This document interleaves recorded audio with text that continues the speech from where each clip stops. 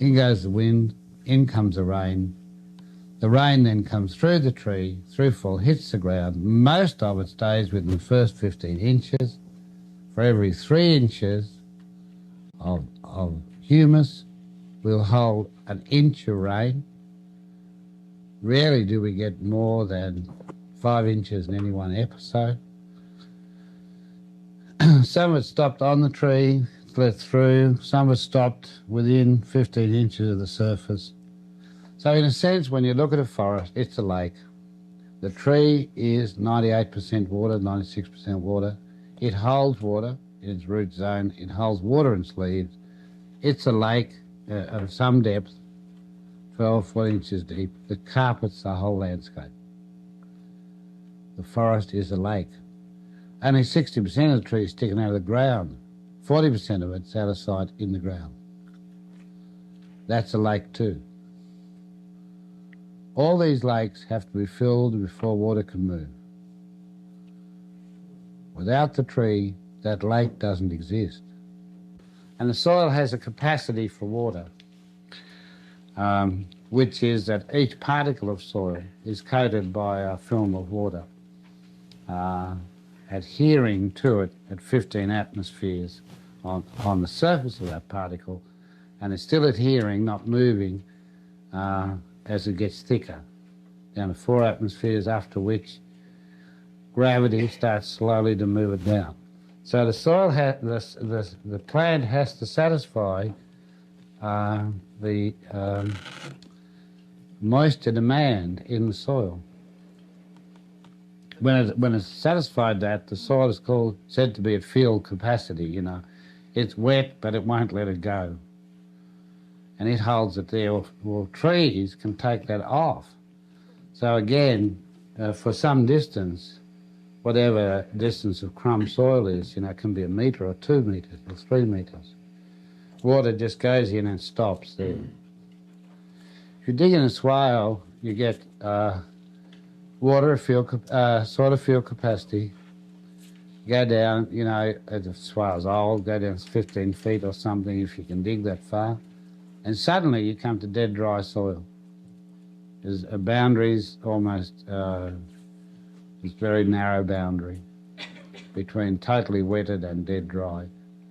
So the water then comes through the tree, stops there, stops here, a lot of it, and then stops down to the depths of the crumb structure, usually the end of a B horizon in the soil, and then it infiltrates.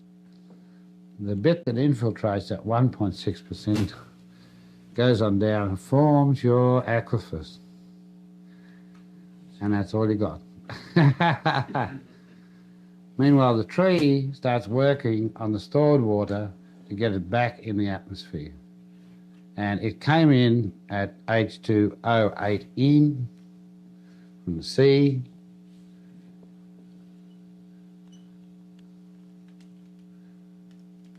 Isotope 18. It fell on the tree, it went into the soil, the tree pulls it out and sends it on as H2O16, a different isotope of oxygen. So when you go in the cloud sometime, you're up there, and put your thermos flask out the window and catch the cloud, bit of cloud, put the lid on, bring it back, you know, you'll very rarely find much oxygen 18. And inland this far, none.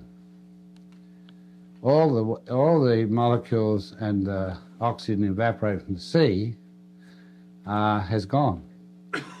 And it's only the trees now that are humidifying the atmosphere, that are the source of clouds. Now, if you're observant and buzzing around in plains a bit, sometimes you're out in deserts, you see a little tree down here, and there's a wind this way. Up here is a cloud.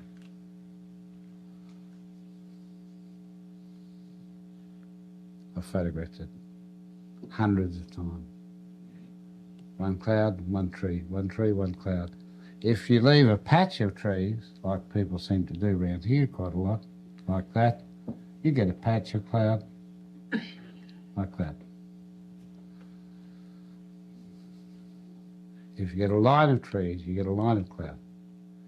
So time and again, your cloud is a reflection of the, you know, shape and quantity of trees below over which the wind's rising.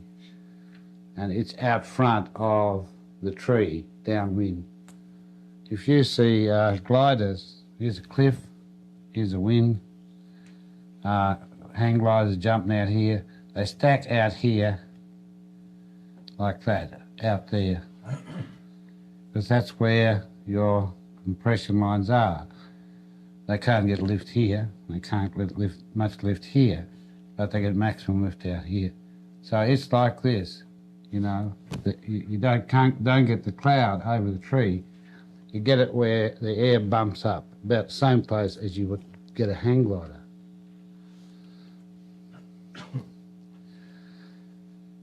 You know, you like to dabble in esoteric things? Esoteric things? You should make it your business to get every book you can on gliding, because there is no other set of literature so well informed about cloud formation, condensation and lift. And some of the books merely deal with clouds. So that, you know, seeing the cloud, you can read the airstreams. And gliders are nutters. Gliders are the sort of people who go up when there's tornadoes and stick one wing into the funnel. They're the people who did that. They say it's like putting it into a hammer mill. But they have, you know, speed recorders and temperature gauges. They go around mucking around with the clouds, you know, gliders. There's a woman took off from Alice Springs last year, and just in front of a dust storm. She didn't know that at the time. And, you know, this great, 10,000-foot wall of dust bore down on her. Well, she couldn't climb out of it because she had no oxygen. Sitting on front of that wall is, you know, those ice cream clouds, and it's raining heavily behind the dust storm. And she got caught in front of the downdraft, and she said she let herself speed fall, the tail went in, she thought the tail would break off. So she kept the speed up, tilted up, and went forward a little bit, and she thought the nose would break off. There was a giant downdraft, updraft effects right in front of this dust wall. And she said she couldn't move more than 4 or 5 metres forward or back. So she just sat there. And away she went. And she has a world speed distance record for gliding. Yeah, because she takeoff was pucker, you know, timed, release was timed, you know, and then she disappeared into this dust storm. I said, oh, God, you know, what's life to No. Towards dark, when the dust storm falls away, she landed in a farmer's field, rang up and reported it, and she is the world's fastest distance glider. Now, to beat her, you've got to catch a bigger dust storm. So the Earth, in solution, the Earth, now the water's gone on down or been generated and is now picking up all sorts of different minerals and a real affinity for fluoride. So most desert wells have excess fluoride, which is fine if you like brittle bones and knobs on your shoulder blades and spikes on your shins. Fluorine or fluoride? Fluorine from fluorides. Fluoride is a mineral from which fluorine, the element to which fluorine contributes. Fluoride's a compound, yeah. Like calcium fluoride, sodium fluoride. Correct. Which has got fluorine in it. Yes. Well, those fluorines that are coming up in water, soluble fluorine, are the ones that you shouldn't drink very much of. A little bit doesn't hurt you. Hitting it once a year doesn't hurt you. It's when you're there sucking fluorine down and, you know, your city is adding fluorine to your water supply. Toothpaste and Yeah, you get case hardened. Quite brittle, actually. everything. And then If when you're you- young, of course, you also get deformed. Then if you take that water and cook it in aluminum pots, you get 10 times the aluminum out of your pot. Well, you don't need that. The city's going to add aluminium sulfate to your drink water for you Right. in large quantities. For a flocculent? Yeah. So, you know, you'll all end up demented in your old age. It's happened already. What? You got it? The whole society. I just thought you were jumpy. You're actually demented. Well, it interferes with the transmission of nerves across the synapses. So aluminium sulfate's pretty poisonous crap. The chlorine, on the other hand, is purely carcinogenic. No worries about that. Yeah. As soon as you've got a little bit of, you know, nice things about city water supply, most of the things they add to it gives you something pretty deadly. So the chlorination map is a cancer map. All the oxides of it. No, it turns into chloroform in the prison. You know, you chlorinate a swimming pool, and, you know, it's half full of feces and urine and all these organics. Ever look through a window at a public swimming pool? Everybody dives in, urinates. And a little yellow cloud comes streaming out of them. So to kill all the little aid particles and that, which last 3 or 4 days in the sea anyhow, they chlorinate all your swimming pool. And what comes off the water is not so much chlorine as chloroform. So you get cancer. So for God's sake, keep out of the water. So whatever you do, don't go to public baths and don't drink well water or spring water, and keep your kids out of it. Just check it all out. And then what you've got to check out for is radioactive, fluorine and selenium. And you're going to get selenium out of your Yonkers between San Francisco and Los Angeles. Why is that? Because they've irrigated it, the whole area down there has been irrigated from selenium dikes. Smart, but not wise.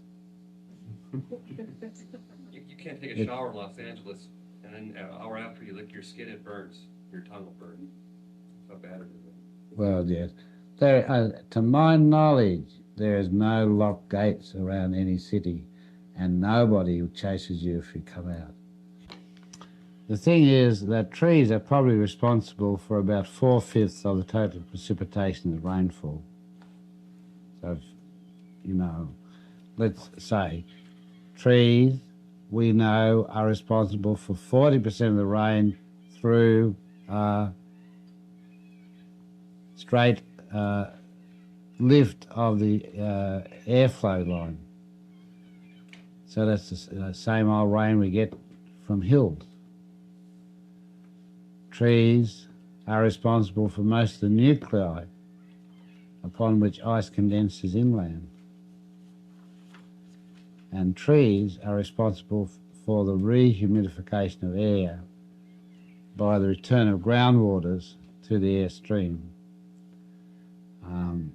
If you cut trees out of the landscape, you can go easily from a healthy rainfall, 60, 80 inches, down to 4, 10 inches. There's not much, and remember, trees are responsible for almost all the condensation water, which is far greater than the rainfall. So they're really critical to maintaining the humidity or life systems of Earth, the flow of the rivers. The rivers are to the forest as the bloodstream is to a body, really. But the rivers, too, are both-way flow systems. What comes down is water, what goes up is phosphorus. And it swims up as fish dying in the headwaters, and, you know, there's tremendous return of trace elements to the forest from fish.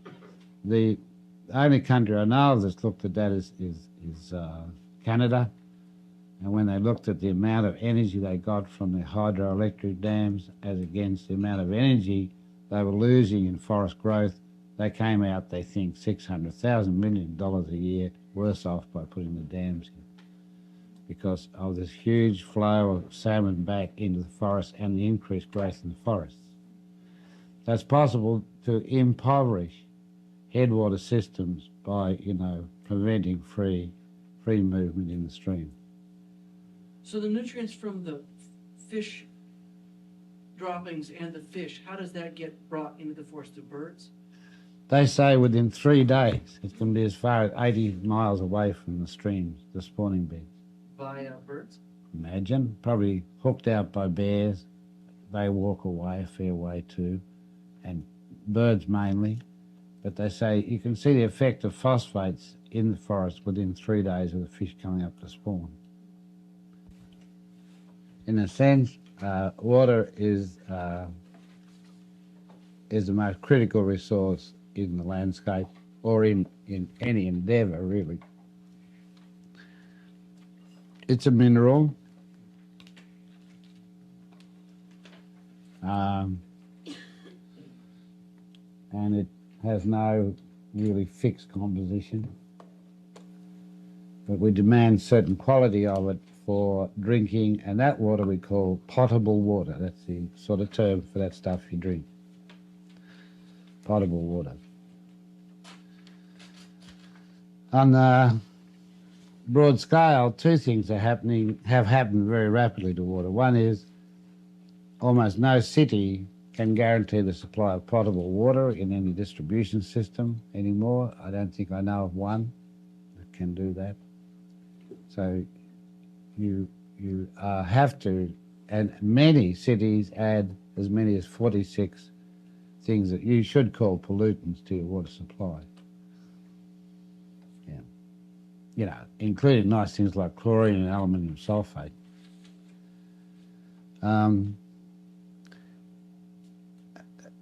The way people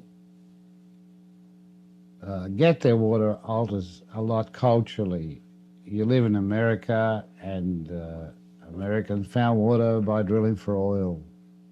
So if an American wants water, they drill for it. They go down. They know if they go far enough, they'll probably strike water. Well, that's true. So America really has developed a very large complex of wells from which water is pumped. It's probably 50, 60% of the water entering public systems is pumped out of aquifers. The aquifers were there and they were very large. The Oglala being one of the largest. There are many others. But what's the one under San Antonio? The Edwards. And got little aquifers there, 10 Sleep Aquifer, just a whole lot of aquifers. The recharge to the aquifers is quite slow, and the water in the aquifers is quite ancient.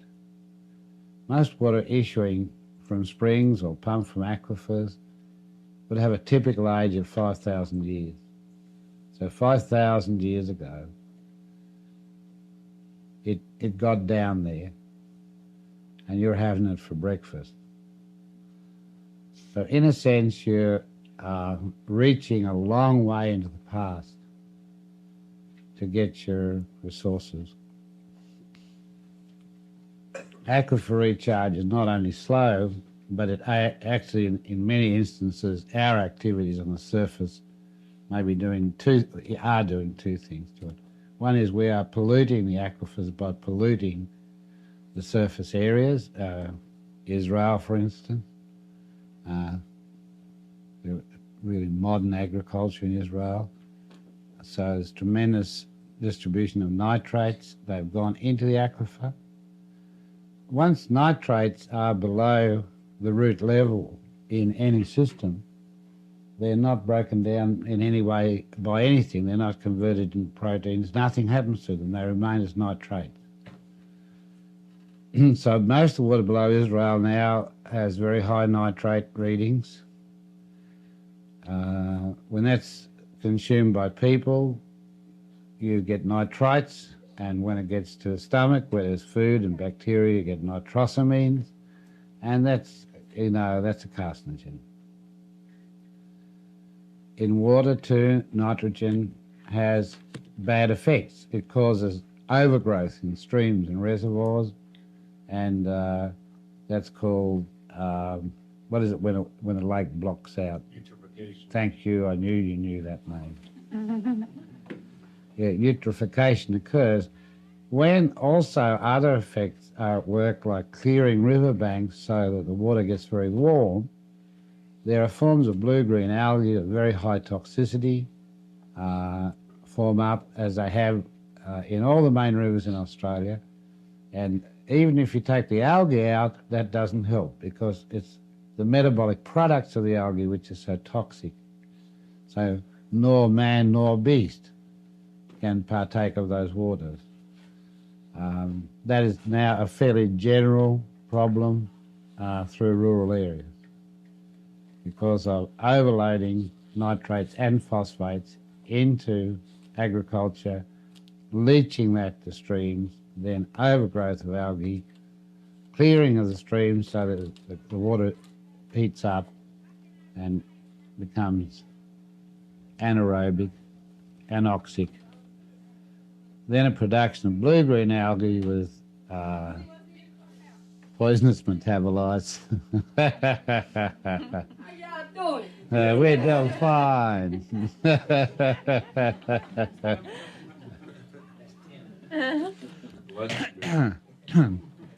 You happy now, Ted? All right. Just seem to do that to that boy.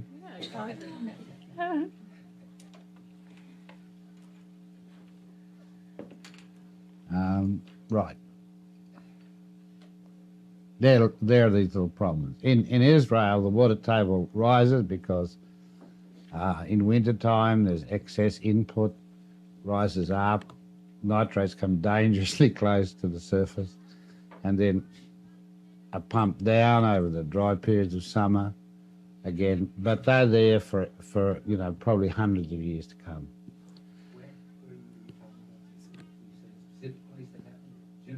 No, the West Bank aquifers. The main aquifers from which Israel is supplying its water. In Russia, things are worse. There's been so much nitrate applied that they don't think any of their rivers are really drinkable. The reason for that is people are going for a high production of grain, and you either told lies and said, yes, we're getting 10 tonnes to the acre, or you put on so much nitrate you actually got the 10 tonnes to the acre, and then most of that, of course, went into the streams. So it didn't worry which way you went. But they did both. They told lies and produced a lot of very low quality food from high nitrate input. I was in Vietnam recently at the last communist cooperative left of Vietnam after Boi Doi. Boi Doi is really just glasnost in Vietnamese. And the guy said to me, we're getting 14 tonnes of rice to acre here. I said, you don't have to lie to me. I'm not going to shoot you. You're lucky to be getting 8 tonnes. You look quite uncomfortable. I said, if you're getting 14 or 15 tonnes to the acre, we'll make you an international figure, like a 3-headed man or something. You can only get 10. The highest known yield of rice per acre is 10.2 tonnes, and that's on a huge amounts of nitrogen fertiliser. Nobody's ever gone past that. And to push it up to 10.3,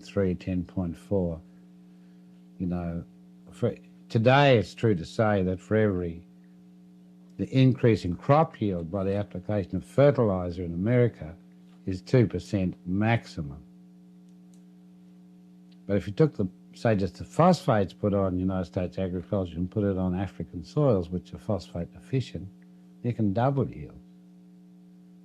You get another 100% yield. So the fertilisers that going on the Western world is not only unnecessary, they're actually creating vast problems. And maybe we should just say, don't send us any more phosphate, because it's all coming from the third world.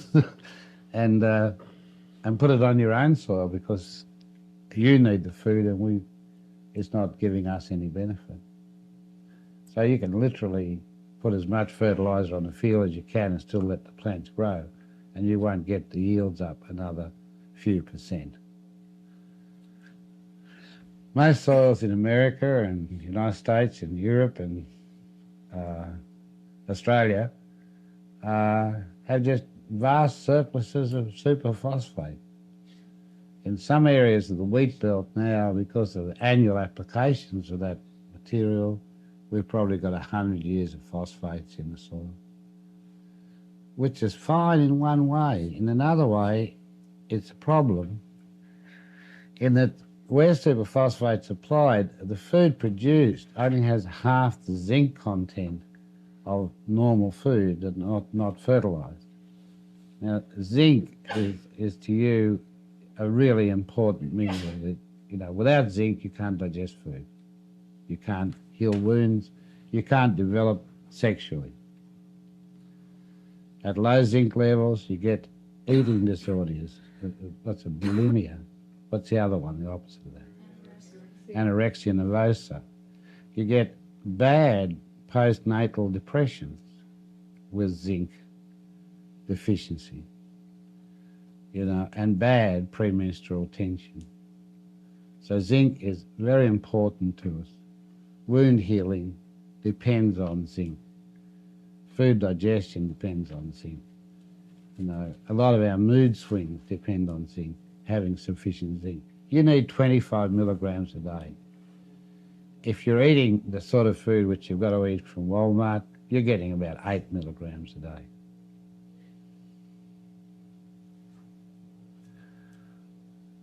But that's not just us. It's everything that's fed material from overphosphated soils. Water then is polluted largely by agriculture. That's the main pollutant. Agriculture makes mining look as though it's almost beneficial, really. Agriculture's really the worst culprit in environmental deterioration. There's no more development allowed along some river systems in Australia. The Hawkesbury River, which is one of the main rivers running to Sydney to the north, is dangerous to actually immerse your body in. That's why I tell you, you should be careful where you put your body. Don't put it in water. And you get a sort of fatal instant. What's the stuff that rots your foot off, Ted? Yeah, the slightest scratch turns not quite gangrenous. It's worse than that. You can cure gangrene. You can't cure what goes wrong with you when you get Hawkesbury River water into your blood system. And so it's serious. So all development has been stopped forever more along the Hawkesbury River to see if they can straighten it up at all, because they found hundreds of sewage leaks into the system. That's not unexpected, in that most sewage systems are, double their expected time before they should be replaced. All the sewers under London, New York, Sydney are leaking badly and contaminating groundwaters and streams. But we probably can't replace them. Interesting thought that if we always wonder about the collapse of past civilizations. It might be sufficient to collapse the civilization to go on expanding it. But, when a country's young and you're putting in sewers that last for 100 years, and labour at that stage is relatively cheap, and you keep on building and extending roads and sewers, and you get on and you're 200 years out and you have this vast conurbation that looks a bit like Mexico City or New York, and you're still expanding that, suddenly at the core of the place where you started and where you work for the first 100 years, things start to collapse. And you can't actually afford to mend them. It's like the freeways in Massachusetts. To fix up concrete cancer in Massachusetts, it would cost every man, woman and child $8,000. They haven't got it. You've just got to let them fall to pieces. In areas at home where locally people aren't well off, they simply are dropping the rippers, taking up the tar and returning the roads to gravel. Because gravel can be mended and is mended effectively by an old man with a wheelbarrow and a shovel. Whereas a tar road has to have heavy trucks and machineries and energy and so on.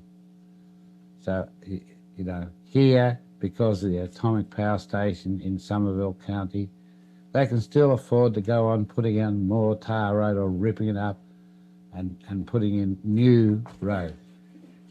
Because the power station pours in enormous quantities of money into quite a small county.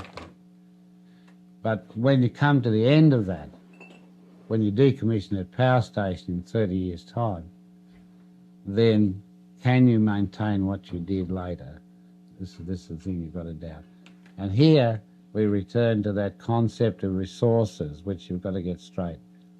You can put as much money as you like into reproductive resources, into trees, plants, fish, whatever, because your resource increases from your investment. But as soon as you start to invest in deteriorating resources, buildings, roads, bridges, then, you know, there's a break-even point at which the whole thing has to collapse. We hear a lot in water about things improving, and I think the British caught sight of a trout in the Thames recently. Yeah. But then soon after that, while Maggie was still there, the EEC asked her to clean up the Thames because it had 58 times the deodorant, 38 times the DDT, on and on and on, for about 25 substances. It was not clean. It was not, you know, suitable, but all of southern England have to drink Thames water. And they have to drink it, I think it is 14 times. So they have to drink it, get it back in the toilet, goes back in the Thames, and drink it, goes back in the toilets, back in the Thames. So, you know, you're not getting rid of much of that stuff. The deodorant keeps recycling around, DDT. When you think about plutonium, you know, a speck of plutonium kills you, so every time we bury you, we get rid of one molecule or something.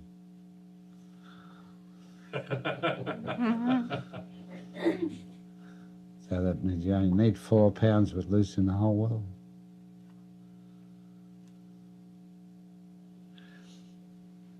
Well, water doesn't look too good, neither from the point of view of quality or quality.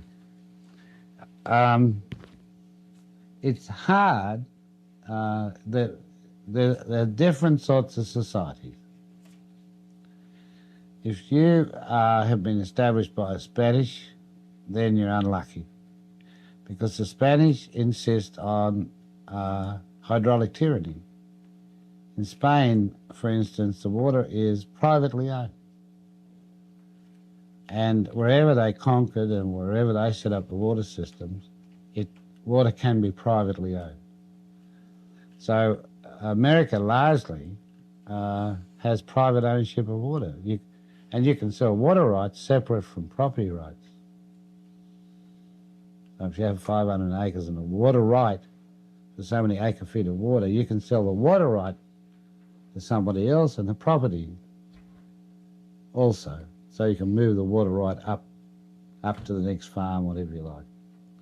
So this is an hydraulic tyranny, the whole country is.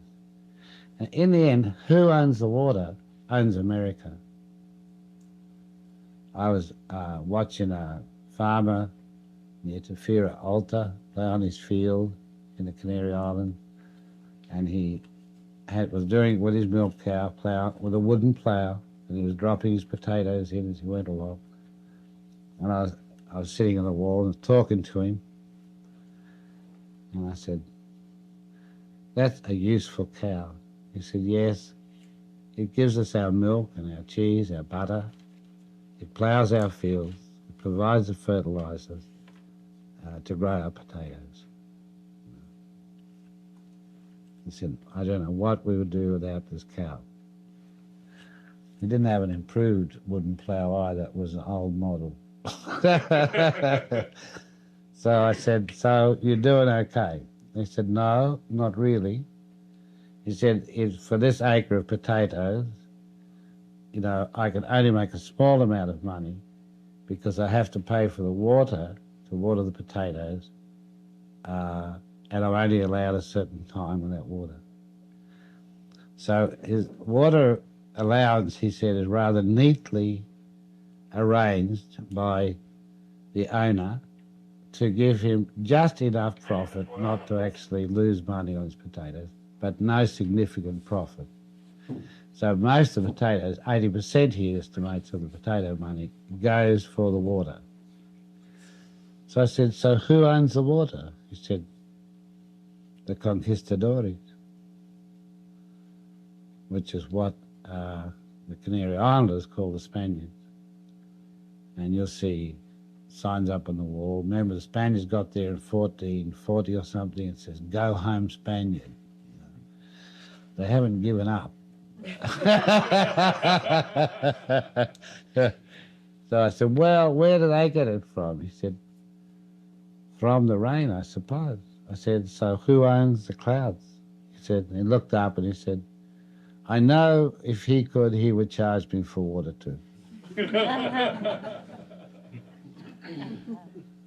Yeah. So really, most Americans, only about 3% of Americans own most of the significant water systems. Most Americans don't have much chance of clearing up the water or seeing it used properly, or of taking control of a watershed. That's pretty different in Australia and England and so on, where water is regarded as too important a resource to be privately owned, and so it's a common resource and managed by elected authorities for the good of all people. And where you can walk along, we have access to all waterways too, and to all coasts. So there's no privately owned coast or privately owned stream banks. And you can actually tackle rehabilitation of a stream or use of water from the source to the sink. So at least you have a chance. It doesn't mean that the quality of your water at present is any better, but it means you can get at the problem and clean it up. And the best advice I can give you, or you can give any clients you have, is when it comes to land or locating yourself, is seize the headwaters.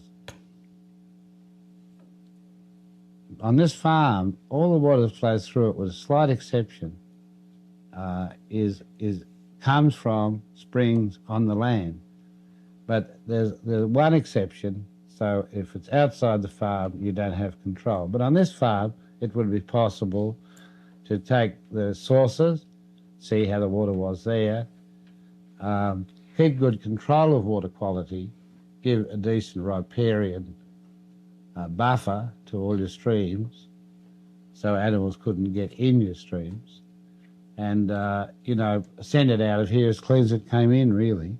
And it would be a huge advantage. Part of looking at water on here, for instance, should be to look at the amount of roof water area and allow a foot of water per year, wet or dry here. That's a slight underestimate. And look at the area of roofing and allow a litre a gallon or something modest. $1 a litre. And see how much comes off these roofs. What if it was, $100 million? What would you think about that? And what would you do about that? Does anybody remember what we worked out last year off this roof and the next one?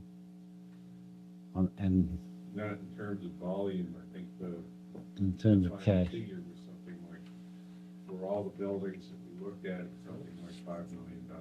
annually, dumped on the ground here.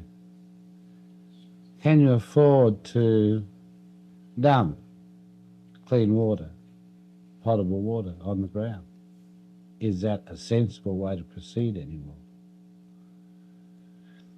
Is it true that every building, the roof of every building, would supply all the water the inhabitants would ever need? Is it true that any buildings which are not occupied should be used purely for their water yields? Can you really afford to put roof water on the ground? And this is where I was beeped on the radio the other day, Ted. I said, you know, God gave you distilled water in the clouds and it fell on your roof. And then you put it down the downpipe and let it get mixed up with the dog shit. And that's when I got beeped. But I know if I'd said puppy poo, it would have been all right. Doggy do? Yeah, doggy do. Yeah. I could have perhaps said doggy do, Ted. You don't tell me these things. I mean, I'm culturally outclassed here, you know. You know, I get into problems with expression in the culture. You know. Nobody here knows that bastard is a term of affection in Australia, you know. You dear little bastard, you know. So what are we going to do about this, and what can we do about it? Those ferrocement tanks you're working on, which is sort of a good discipline, are probably the only ones you'll see. That's not a common thing. But then culturally we differ a lot. In Australia we have never drilled for water.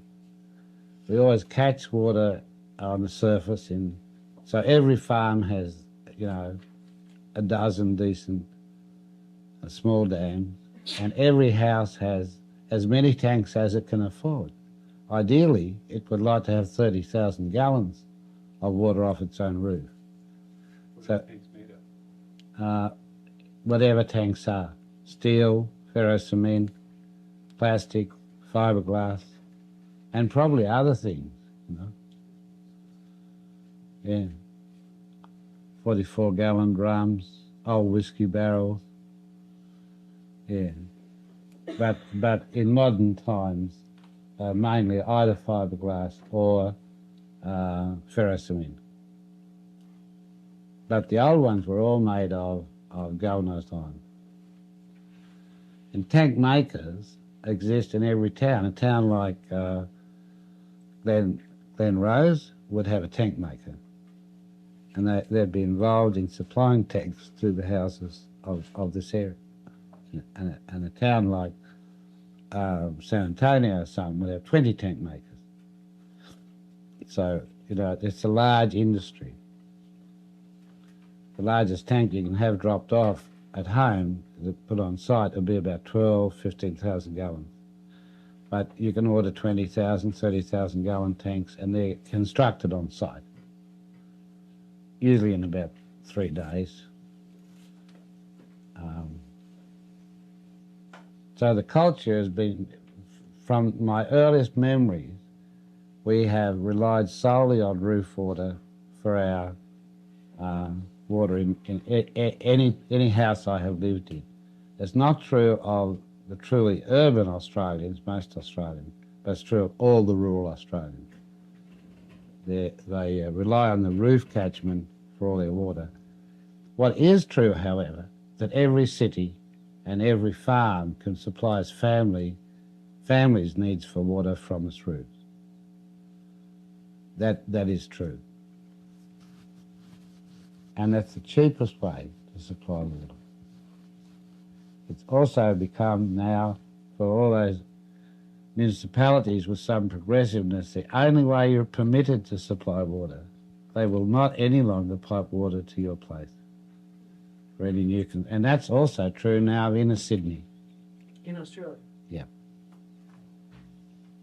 And it may be true of parts soon of Texas too. So you mightn't get away with it much longer. Dumping these billions of dollars worth of material down the drain may no longer be permissible. First of all, you better, brush your teeth with it, cook your potatoes in it, and then dump it down the drain, instead of immediately degrading it to, a low quality resource.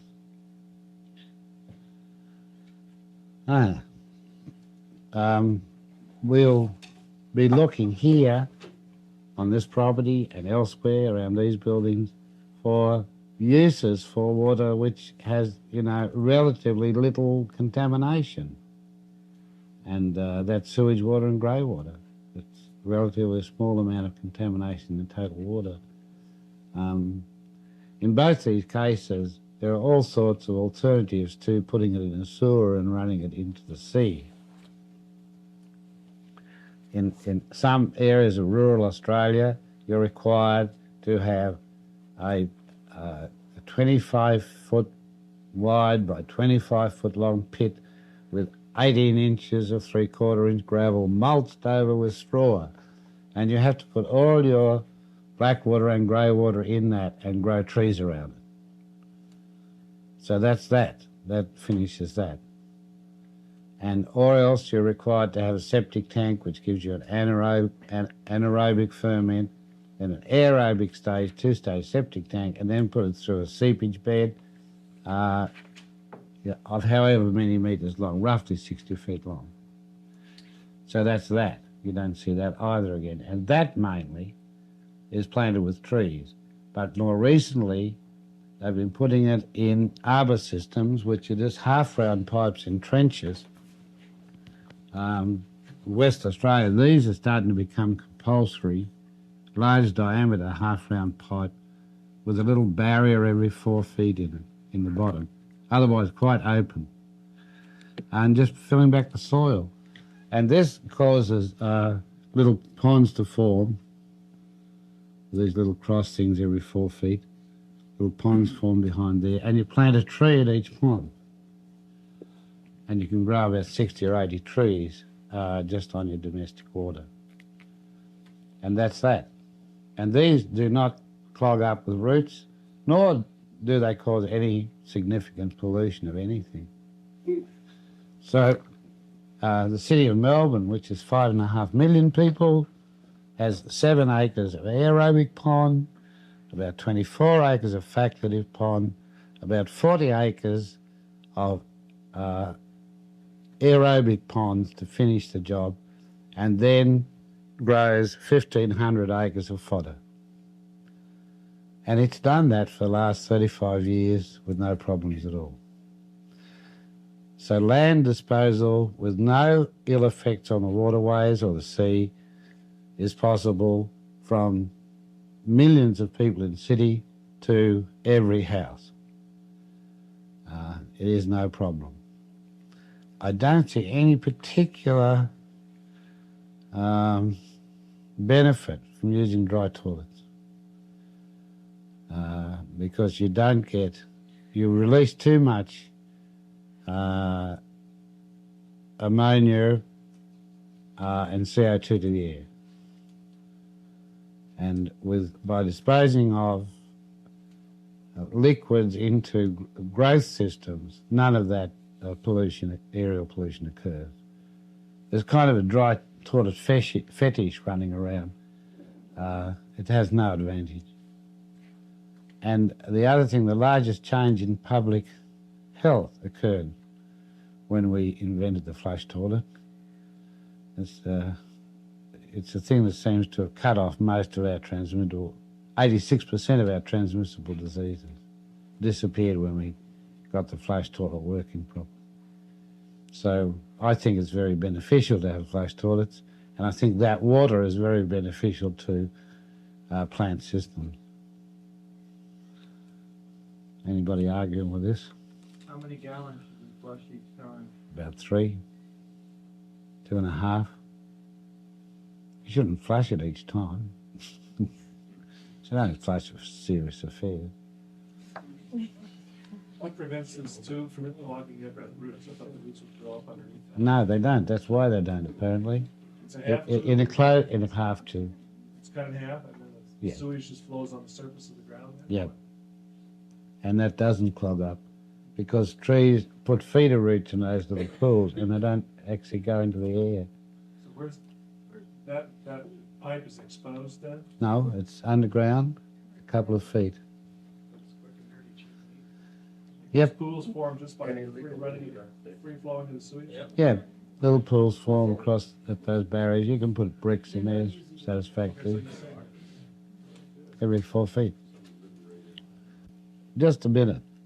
In the anaerobic phase of primary treatment of wastes, about 96% of any metallic pollutants drop out. That's where you lose all your metals, heavy metals, leads, cadmium, so on, in the anaerobic phase of treatment. And it turns into insoluble, I think, sulfates. What? Sulfides. My God, I'm pleased you're with us today. Sulfur bacteria take out the metals and fix them in the sludge of the anaerobic phase. Now, in the city of Melbourne, hardly any more metal goes on. Not, lead, cadmium, mercury's gone. So that's an important thing that you give them anaerobic. And you can then take off methane too, if you want to. Right. Now you go on to a facultative phase where actually a dispersed sludge builds up. It's rather soft, a cloudy thing which disappears in the summer and builds up in winter. But the pond is aerobic on top. It's only at the base that it's anaerobic. That is another important phase. That takes out most of your excessive fertilizers. And it's the activity of that suspended sludge which does it. You must never take out the sludge. That is stressed by the Melbourne Metropolitan Water Board. If you're going to build these lagoons, never remove the sludge. And never pump it out. It'll come very close to the surface in winter, but don't worry. In summer, it'll be very active and it will disappear again. So, and then after that, everything's hunky-dory. The last polishing then is to take out the remaining nitrates, and that is done by insect larvae. So it's built into protein in insect bodies, and that's the end of it. And maybe one thing might be left is very finely divided dyes, but that doesn't survive after you put it through plants. So if you now put that on pasture or through orchards or whatever you like, it can go back in the stream. Probably better water than it came into the city. Melbourne, however, is a bit old-fashioned. You may grow to love conservative areas. Melbourne is Victorian, in the state of Victoria, and it has sort of Victorian attitude. It calls itself the Garden State. My God, I mean, how sort of sickly can you get? It's kind of like Edna Everage stuff. Well, but what it did was, because it was Victorian, it was good Victorian procedure to secure the entire watershed for your city's water supply, so they did. And they fenced it off, and they even put swales around the reservoirs so surface runoff couldn't come in from the hills of the reserve. So all their watersheds forested, and all their reservoirs are protected by swales. And it's all densely forested, and they will not give any of it up. So Melbourne has very clean water. In fact, it suddenly realised 2 years ago that as the last city that anybody knows about that has clean water, it can probably sell water. So it's gone into the water export business in a big way. So when you see all this Australian water being sold in San Francisco, there's only one place it can be coming from, the city of Melbourne. There's no clean water left anywhere else. So what's the watershed area of Melbourne? It's large. It's hundreds of square miles. Up in the Dandenongs. Yes, in the Dandenongs. But not where any buildings are allowed. There's no buildings whatsoever. In fact, you can't even walk into the watershed, let alone run around on boats or anything. So it's sealed off. You can't take dogs in or walk around in there. So it's old-fashioned, you know. That's truly conservative. Hmm? That's truly conservative. Yeah, truly conservative. It's verging towards fascist, right? Because the main concern of the fascist is totally pure bodily fluids.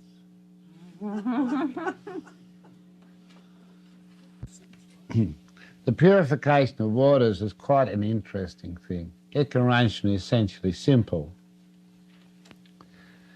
If waters are not too heavily polluted, it really is sufficient to spray them down through a column of pebbles or marble. And what sets up is a bacterial algal coating on the surface of the marbles, and it strips out most nutrients if water's not too badly polluted. But it's always the thing they call primary treatment of sewage is dropping them through big tanks of pebbles. And it takes out an awful lot of stuff. If it's too much of it, it turns into a heavy CO2 release. But it's simple. Another rather simple thing to do is to bring your water up through a set of crushed shells or crushed limestone. So you drop it down through pebbles and then let it come up slowly through crushed limestone. Well, that takes out most of the acids, and it also fixes a lot of carbonates that otherwise are going to be a nuisance to you. So a lot of your metals disappear in there. It might be enough. If not, you can run on and stick it into a bed of cattails, which, patiently opens these little caves up and starts to swallow intestinal worm eggs and bacteria one at a time. And if you can stand the screaming from the microorganisms, it really cleans water much better than chlorine. You get much lower E. coli count from cattail water than you ever do from chlorinated water. And it doesn't add any particular problems to your water. So a bed of cattails over gravel, and the water travelling through the gravel and coming up past the roots of the cattails and going on. After that's all polishing, and in the sense that you can put it through a little glass house with water hyacinths. Water sprouts. Yeah.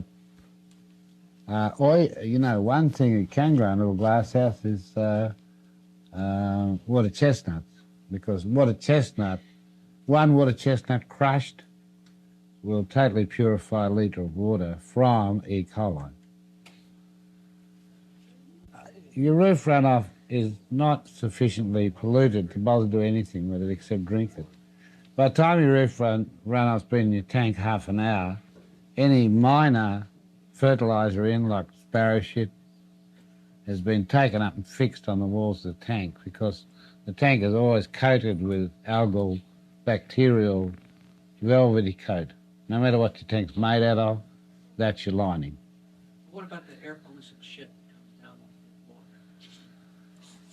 the water? All your pollutants in the air that the water's bringing down. If you're worried about radioactives, you would have to put a sensor on your downpipe and simply have it automatically cut off. There's nothing that's going to worry you except sulphur. And you can get over that by putting a hanging bag of oyster shells in your tank. But really, you only have to renew that, even though the pH of rain is 5.5.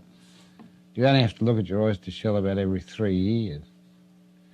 So slightly alkaline water, which has stayed in your tank at least a quarter of an hour, is probably totally safe to drink.